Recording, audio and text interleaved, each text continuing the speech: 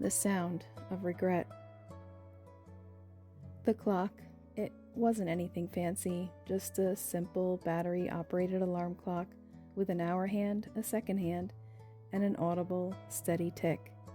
Not really noticeable or detectable until the room got quiet. She had it for years, like so many of her things. She never got rid of anything.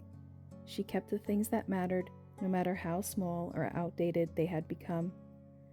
Every night after helping her into bed, I would hear the sound of that clock ticking, and every night it seemed to get louder. It wasn't faint anymore. It was steady, insistent.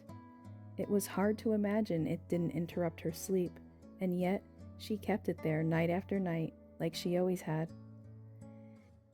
It didn't sound like background noise anymore. It sounded more like a countdown.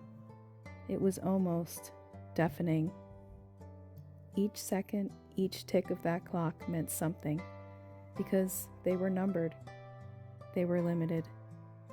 Each one marked another moment I couldn't hold on to, no matter how tightly I grasped. Time had always passed unnoticed and unremarked, but that changed. Every second sounded different because it meant something. Her time, our time, was running out. And somehow, even the simple, steady ticking of a clock could break my heart.